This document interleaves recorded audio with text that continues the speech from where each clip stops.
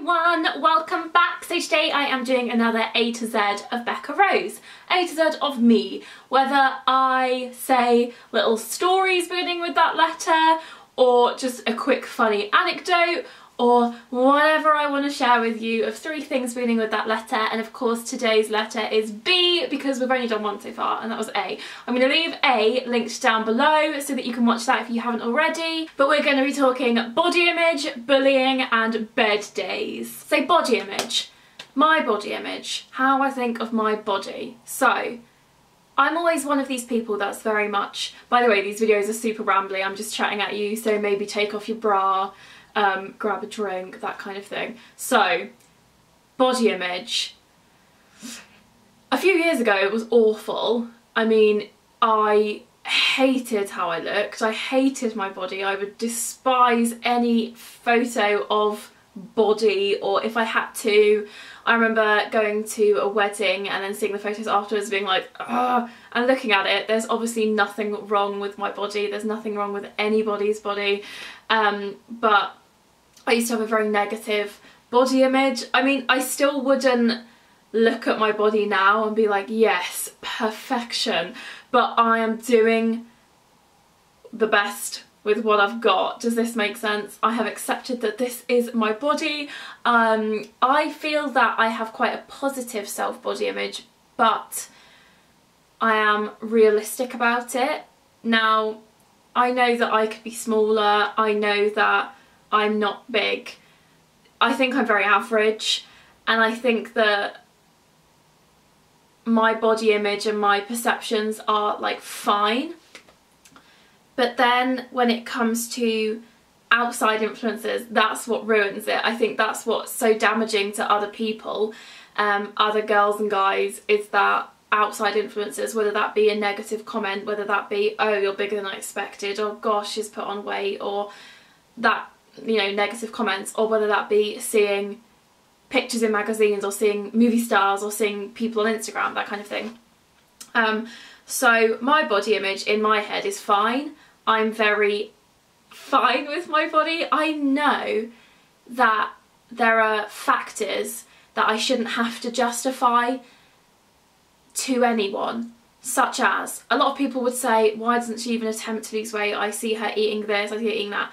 Okay, I won't photograph, like, I don't know, I feel like you Instagram like waffles and pancakes and burger or whatever, you're not going to Instagram strawberries. Well, you may do, I don't know, but not all the food or whatever the food I eat is not shown, same with everybody else. I have epilepsy, I have ME. When I first got diagnosed with epilepsy, within the first 2 months I put on 3 stone, and that was just because of the medication that I was on.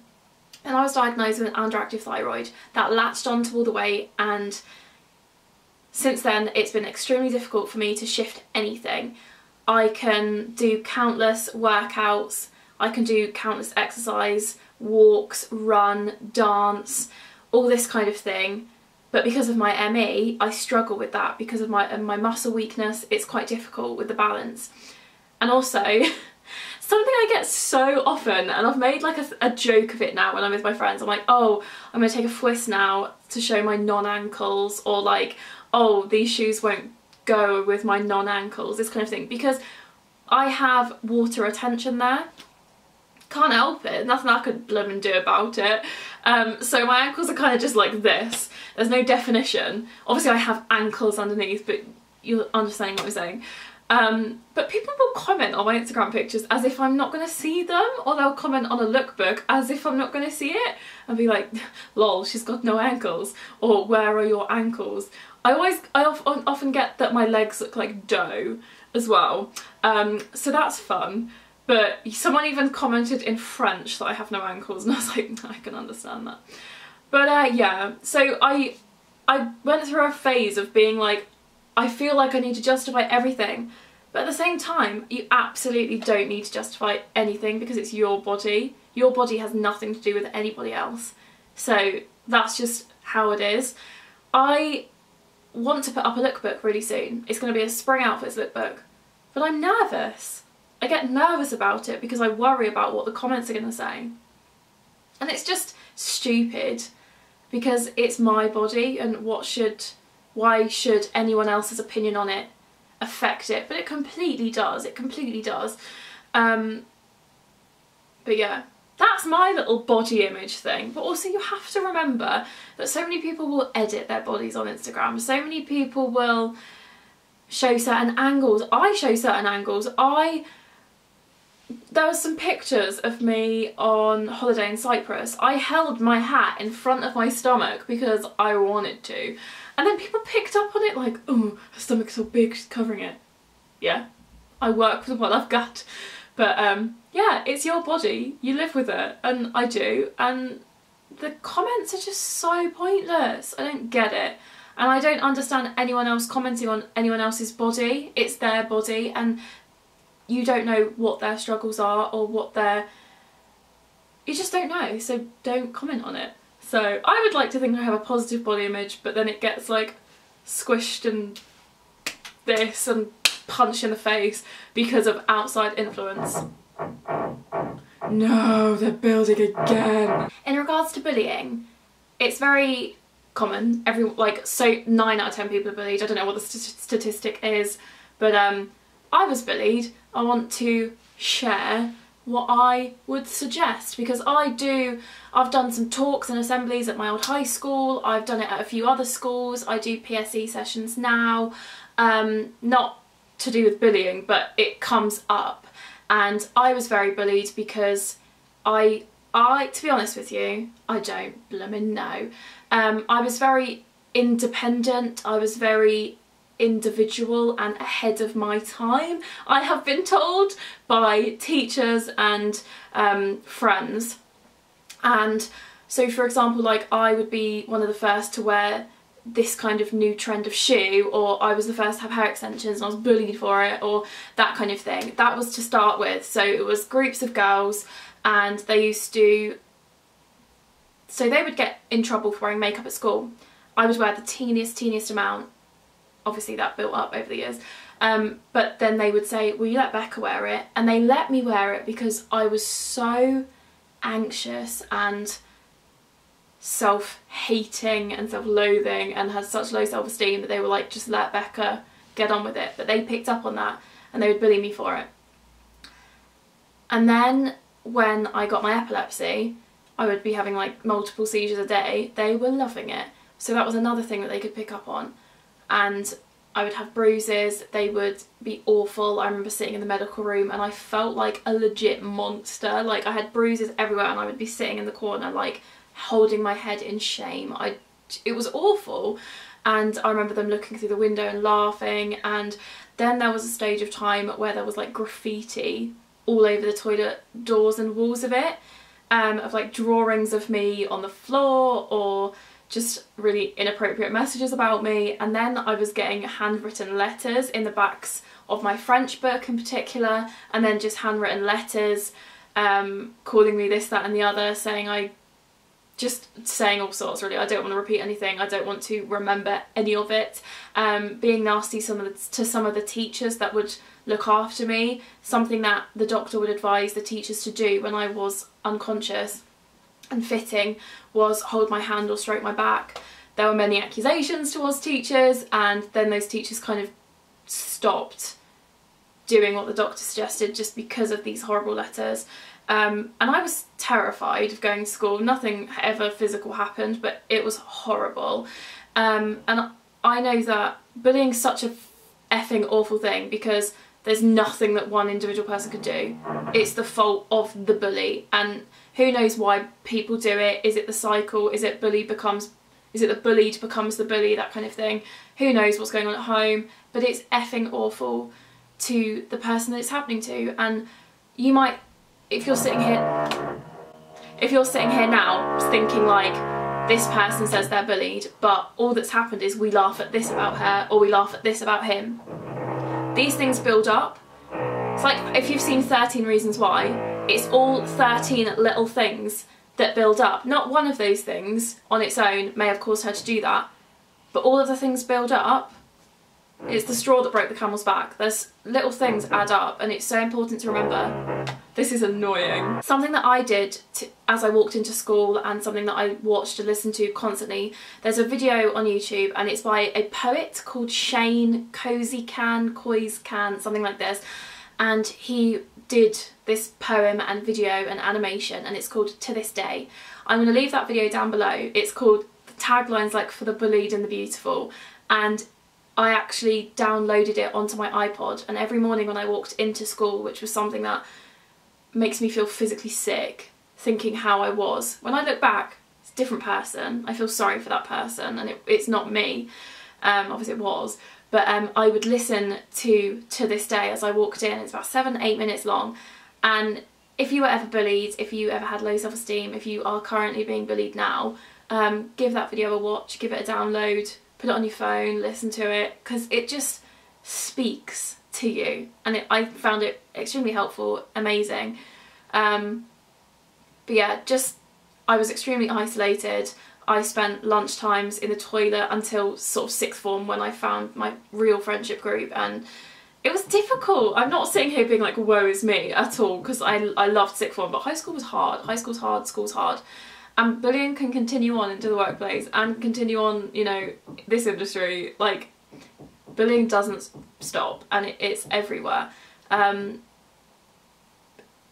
It's hard to know what to say if you are currently being bullied, because I don't have the answers and I don't know the circumstance, and you just can't keep it to yourself, and don't isolate yourself and don't shut out, because bullying is effing awful and can lead to life-threatening situations, because it can. Bed days. Bed days. I wanted to talk about this because I touched upon it in my last weekly vlog. And as I've mentioned, I've got ME, so it's like chronic fatigue, I've got fibromyalgia, and if you don't know what any of those are, I recommend you googling them, because it's kind of tricky to explain. Permanently tired, permanent exhaustion, all this kind of thing.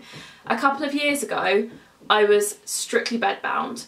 Couldn't, like, I would crawl. I used to crawl on the floor. I forgot I did this. It just, like, I used to crawl on the floor to get to the toilet. Everything would have to be done for me. I had crutches. I was in a wheelchair.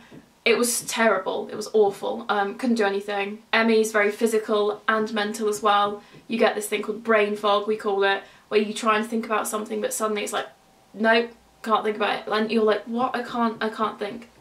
Sometimes you can't speak. Sometimes you can't chew. Sometimes your body hurts that much that you go into like paralysis. Thank my lucky stars that I am not in that position anymore, and I feel that the only reason I'm not in that position anymore is because I pushed myself.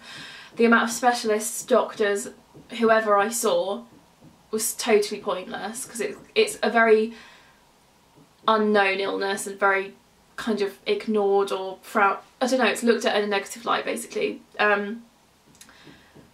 Because one day you could be fine. One day you see me in London, you see me in France, you see me on press trips at events. You don't see me the few days afterwards. You don't spend the 24 hours with me, with a person.